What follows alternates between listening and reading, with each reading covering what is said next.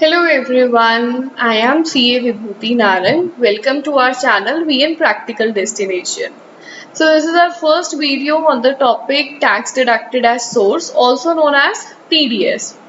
TDS is a direct tax which is being levied by Government of India under Income Tax Act 1961. Now, because this is a direct tax, so we need to understand what is the meaning of direct tax. Direct tax एक ऐसा tax है जो tax payer अपनी income पर पे करता है. Now let suppose अगर I am into a profession, तो मुझे कुछ प्रोफेशनल इनकम होगी और उस इनकम पर अगर मैं डायरेक्टली गवर्नमेंट को कोई टैक्स पे कर रही हूँ तो that is known as direct tax. Similarly indirect tax भी होता है. अब इनडायरेक्ट टैक्स इंडिया में तब लेवी होता है जब हम कुछ परचेज कर रहे हैं. Let suppose we as a consumer purchase an number of goods in a day, तो एक दिन में इतनी सारी परचेजेस के ऊपर हम जीएसटी वगैरह लेवी होता है. तो वो हम डायरेक्टली गवर्नमेंट को पे नहीं करते, हमारे मीडियम से, हमारे थ्रू एक third party, the middle man is a person who is paying tax to the government. Now direct tax की बात करें जाए उसके एग्जांपल्स की, तो डायरेक्ट टैक्स में we have income tax, corporate tax, और इनडायरेक्ट टैक्स में हमारे पास है GST. So this was the basic difference between the two taxes. Now direct tax system in India में इनकम टैक्स कलेक्ट करने के पास इनकम टैक्स डिपार्टमेंट के पास चार ऑप्शंस हैं. The first is the self assessment tax. Now self assessment tax is कि अपनी income को खुद ही असेस करके हम जो टैक्स पे करते हैं उस मीडियम से जो है वो income tax department tax collect कर लेता है. सेकेंड ऑप्शन है कि हम एडवांस में अपनी टैक्स लायबिलिटी को गवर्नमेंट के पास डिपॉजिट करा दें, that is the advance tax. Thirdly TDS system, that is tax deducted at source system के थ्रू, और TCS that is tax collected system के थ्रू जो है वो टैक्स कलेक्ट होता है. नाउ जो आज का पूरा टॉपिक है उसमें हम सिर्फ डिस्कस करने वाले हैं टीडीएस के ऊपर. Now what is tax deducted at source. सबसे पहले बात, किसी भी चीज का व्हाट पार्ट पे जाने से पहले ना हमें ये जानना जरूरी है कि उस टैक्स की या उस चीज की ऐसी क्या जरूरत आम पड़ी जो गवर्नमेंट ने वो एक टैक्स को लेवी करा. हुआ क्या कि जो नॉर्मल टैक्स पेयर्स होते हैं ना, वो अपनी इनकम टैक्स रिटर्न कई बार नहीं जमा करते या कई बार पूरी इनकम जो है वो डिक्लेयर नहीं करते. इस वजह से, क्योंकि इनकम टैक्स डिपार्टमेंट अब सबकी आईटीआर, बहुत सारे लोग हैं, करोड़ों की पॉपुलेशन है इंडिया में, तो इस टाइम पे क्या होता है कि इनकम टैक्स डिपार्टमेंट हर किसी की इनकम को ट्रेस नहीं कर पाता और इस वजह से टैक्स इवेजन हो रहा था. Now to curb that tax evasion, the income tax department came up under the income tax act of a concept known as tax deducted at source. उसके नाम में ही है कि जब सोर्स ऑफ इनकम जनरेट होगा ना तब टैक्स को डिडक्ट कर लिए जाए. अब इस मैकेनिज्म की वर्किंग को समझते हैं. इस मैकेनिज्म में कैसे होता है कि लेट सपोज एक पर्सन ने कोई सर्विस रेंडर करी टू अ थर्ड पार्टी और a client. Now the person who is providing service is a service provider और जो सर्विस को रिसीव कर रहा है that is a service receiver. तो जब सर्विस प्रोवाइड हुई तो जो सर्विस रिसीवर था, जिसने मेरी सर्विस लेट सपोज किसी रिसीवर ने रिसीव करी, द क्लाइंट, अब जब वो मुझे पेमेंट करेगा for the income that I have earned, उस पेमेंट के टाइम पे कुछ सेट परसेंटेज वो टीडीएस के नाम पे डिडक्ट कर लेगा. Now what is this set percentage और ये कितने परसेंट पे डिडक्ट होता है, कौन से सेक्शंस में, will have a separate video on the sections and rates of TDS.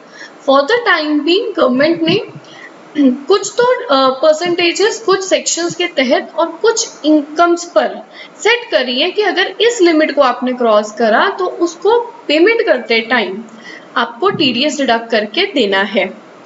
Now there is a concept of deductor and deductee. जो पर्सन टीडीएस को डिडक्ट करता है वो डिडक्टर होता है, मतलब who is paying the income, who is paying the amount after deducting TDS is the person who is known as deductor, और उसको पेयर भी कहा जाता है. और जिसकी इनकम पे TDS कटता है that is known as deductee और पे. अब इस एग्जाम्पल में मैंने शो किया है कि सर्विस जो प्रोवाइड हुई है वो है 10,000 रुपीज की, बट जब उसने पेमेंट करी तो हमने माना है कि TDS अगर 10% का रेट था तो 1000 रुपीज मतलब 10% ऑन 10,000 डिडक्ट करने के बाद 9,000 की बैलेंस पेमेंट जो है वो ऑडिटर को रिसीव हुई है, right. Now, what are the responsibilities of a deductor and deducting? हमारे केस में डिडक्टर था वो क्लाइंट जिसने सीए की सर्विस ली। नाउ डिडक्टर को कुछ 5 काम या 5 ऐसी चीजें करनी होती हैं जो उसकी जिम्मेवारी होती है और उसको वो निभानी होती है। Now first responsibility is to timely deduct the TDS। तो जब भी आपकी TDS डिडक्ट करने की लाइबिलिटी राइज होगी तो you need to timely deduct the TDS।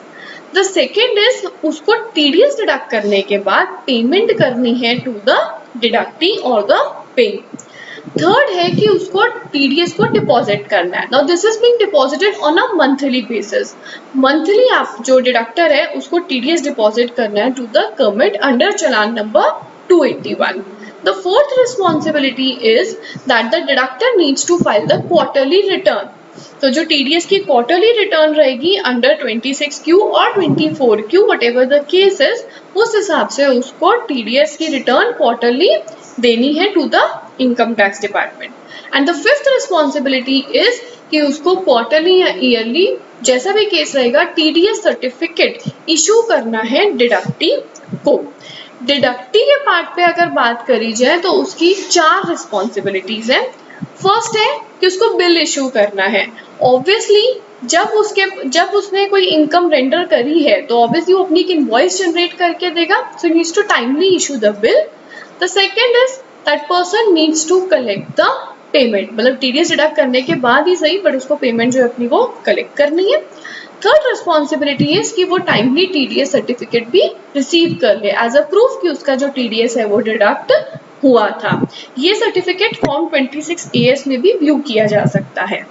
And last responsibility is कि जो TDS उसका डिडक्ट हुआ है at the end of the year वो अपनी इनकम टैक्स लाइबिलिटी में से उसको डिडक्ट कर ले, that is to adjust the TDS liability with income tax liability, right. Now we need to understand what is the difference between income tax and TDS। Broadly देखा जाए तो income tax हमारी पूरी एनुअल इनकम मतलब पूरे साल हमने जो कमाया उसके ऊपर टैक्स कैलकुलेटेड है, जबकि जो TDS है वो हमारी एक पर्टिकुलर इनकम एक पीरियड की किसी पर्टिकुलर इनकम पर टैक्स चार्ज किया गया है। इनकम टैक्स जो होता है वो आपकी टोटल एनुअल इनकम पे होता है, जबकि जो TDS होता है वो एक पार्ट कंट्रीब्यूशन होता है of the total income you earn. Now income tax is directly paid by the tax पे, मतलब I directly pay my tax on the income tax I have earned. And TDS जो होता है वो एक deductor, that is the second person जिसकी पास ये expense हुआ वो हमारे बिहाफ पे डिडक्ट करके गवर्नमेंट को डिपॉजिट करेगा। Now, there is a very important concept which is financial year and an assessment year। Income tax में ना जो हमारा इंडिया में फाइनेंशियल ईयर है वो चलता है 1 April to 31 March. Now 1 April to 31 March का एक पूरा अकाउंटिंग ईयर होता है। अगर आप बाहर की कंट्रीज में देखते हो जैसे अमेरिका वगैरह, वहाँ पे जो अकाउंटिंग ईयर है ना वो कैलेंडर ईयर होता है, that is from 1 January to 31 December. But India में जो हमारा अकाउंटिंग ईयर है that is not a calendar year, it is an year starting from the 1 April ending on next year's 31 March. अब इसमें क्या होता है, जो हमारा करंट ईयर चल रहा होता है ना वो फाइनेंशियल ईयर भी होता है और वो असेसमेंट ईयर भी होता है। नाउ इस एग्जांपल में समझते हैं, अगर 1920 मेरा फाइनेंशियल ईयर है तो मेरा 2021 असेसमेंट ईयर होगा। वेरी सिंपल, क्योंकि अगर मेरा ईयर ही अगर मुझे पूरे एनुअल इनकम देखनी है तो मुझे उस ईयर का एंड होने का वेट करना पड़ेगा। अब एंड हुआ 31 मार्च 2020 को। अब 31 मार्च के बाद ही मैं डिसाइड कर सकती हूँ कि मेरी कितनी इनकम टैक्स की लाइबिलिटी बन रही है। तो उसके बाद अगले साल मतलब अगले फाइनेंशियल ईयर जो आएगा उसमें मेरी जो इनकम है वो असेस होगी। Now the year in which your income is being assessed is known as assessment year and the year for which the assessment is taking place that is your financial year.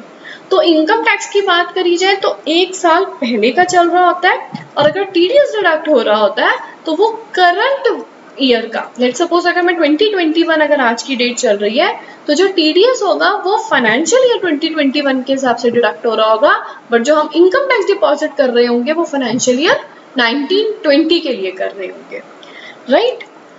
Now when TDS is to be deducted, सबसे बड़ा question mark है कि deductor जो है वो TDS कब deduct करेगा। यहाँ पर एक कंसेप्ट चलता है कि टीडीएस जो है ना वो क्रेडिट ऑफ इनकम या at the time of payment, इन दो डेट्स में हमारे पास जो अर्लियर आती है उस डेट पर हम टीडीएस को डिडक्ट कर देते हैं। Now credit of such income का मतलब है जब पेई ने पेयर को, मतलब डिडक्टी ने डिडक्टर को बिल दिया तो इसने अपनी बुक्स में जो एंट्री करनी होती है वो होती है expense account debit to party. तो जब ये पार्टी क्रेडिट हुई तब, या फिर जब इसकी पेमेंट करी उसने, विच एवर इज अर्लियर, इन दोनों डेट्स में से जो डेट अर्लियर होगी, आइदर द बिल और the payment, whichever is earlier, then the liability to deduct TDS arises at the part of deductor.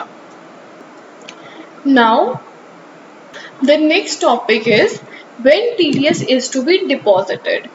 पूरे फाइनेंशियल ईयर में, that is from April to March 12 months है, और उन 12 months में अप्रैल से लेके फरवरी तक, मतलब 11 मंथ्स जो टीडीएस है वो डिपॉजिट होता है अगले महीने की 7 तारीख को। नाउ लेट्स सपोज अगर अप्रैल का टीडीएस डिपॉजिट हो रहा है वो तो होगा 7 मई को, मई का होगा तो 7 जून को, जून का होगा तो 7 जुलाई को। वो हमारी लास्ट डेट होती है जो डिडक्टर को चालान डिपॉजिट करना होता है, वो टीडीएस को डिपॉजिट करना होता है। बट फॉर द मंथ मार्च, मार्च के महीने का जो टीडीएस है उसकी जो ड्यू डेट है वो है 30th ऑफ अप्रैल। तो 30th ऑफ अप्रैल को जो हमारा टीडीएस है for the month of March वो डिपॉजिट करने की लास्ट डेट होती है। Now who is liable to deduct TDS, क्योंकि इस फाइनेंशियल ईयर से इस टॉपिक में एक अमेंडमेंट थी, that's why I have made the comparison between the 2 years. First हम समझेंगे कि पहले क्या होता था और इसके बाद हम समझ लेंगे कि आज अमेंडमेंट आने के बाद ऐसा कौन सा चेंज हुआ है। First of all financial year 19-20, मतलब इससे पहले टीडीएस कैसे डिडक्ट हो रहा था। देखो टीडीएस को 2 पार्ट्स होते हैं, एक तो होता है जो सैलरी की इनकम पे, मतलब जो आपकी स्लैब रेट के हिसाब से डिडक्ट हो रहा होता है वो होता है टीडीएस सैलरी, और वो हर केस में होता है जब भी आप कहीं पे काम कर रहे होते हो और आपकी इनकम 2.5 लाख से, या जो भी टैक्सेबल लिमिट है अगर 3 लाख है तो उससे ज़्यादा होती है तो आपको टीडीएस सैलरी डिडक्ट होता है और उसका अलग फॉर्म भी होता है रिटर्न का। बट अगर आपका अदर देन सैलरी के कोई सेक्शंस है, मतलब 192 जो सैलरी का सेक्शन है उसके अलावा अगर आपका कोई सेक्शन है तो उसमें अगर आपका टीडीएस डिडक्ट हो रहा है तो लाइबिलिटी टू डिडक्ट टीडीएस आती है। If you are a company तो आपको 100% डिडक्ट करना है, if you are a partnership firm then also you have to 100% deduct the TDS. But अगर आप इंडिविजुअल हो तो इंडिविजुअल के केस में तभी लाइबिलिटी अराइज होती थी अगर आप लाइबल होते थे टैक्स ऑडिट के लिए under section 44AB।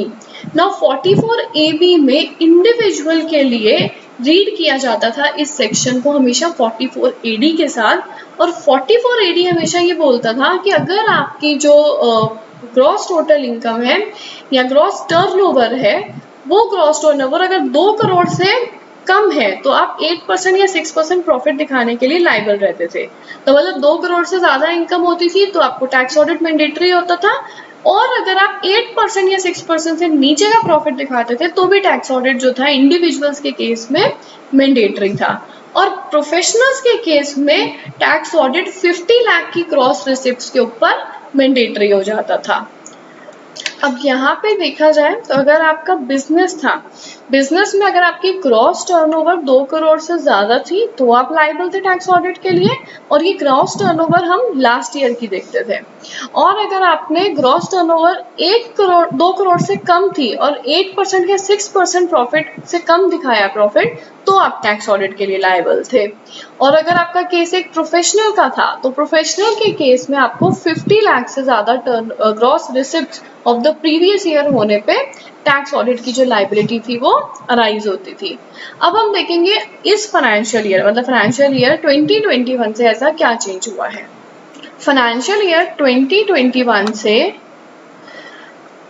TDS salary के केस में वो तो वहीं के वहीं सेम है, मतलब अगर आपकी टैक्सेबल लिमिट से ज़्यादा हो जाती थी इनकम तो आपका वही 24Q के हिसाब से 192 सेक्शन में liability to deduct TDS arise रहती थी। बट अगर आपका नॉन सैलरी का केस था तो कंपनी वाला केस एज इट इज है, पार्टनरशिप फॉर्म को भी डिडक्ट करना है। बट इंडिविजुअल्स के केस में दो बातें उन्होंने क्लियर कट कर दी कि अगर आपका बिजनेस है तो आपकी लास्ट ईयर टर्नओवर 1 करोड़ से ज़्यादा होनी चाहिए, और अगर आपका प्रोफेशन है तो आपकी जो ग्रॉस रिसिप्ट्स है वो 50 लाख से ज़्यादा होनी चाहिए। तो इस हिसाब से अब इस फाइनेंशियल ईयर से इस बेसिस पे डिडक्टर को जो है वो टीडीएस डिडक्ट करना पड़ेगा। आज की जो मेरी वीडियो थी उसमें मैंने सिर्फ टीडीएस बेसिक्स को टच किया था। I didn't went into any of the sections और रेट्स की किसमें कितना डिडक्ट होता है। सिर्फ बेसिक एक ब्रॉड आइडिया देने के लिए कि टीडीएस क्या था और इसकी लायबिलिटी कब अराइज होती है और कब हमें डिडक्ट करना होता है टीडीएस, तो उसके बारे में मैंने डिटेल बताई है।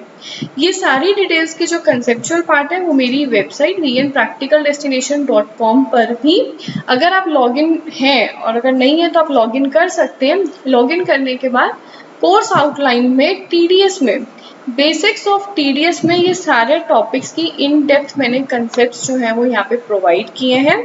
Besides this I teach practically also, that is online and offline. So if you want to do the practical training session on these topics, you can freely register to my website and we can go for the classes also. If you really liked my video, please do like the video and subscribe to my channel VN Practical Destination. Thank you very much.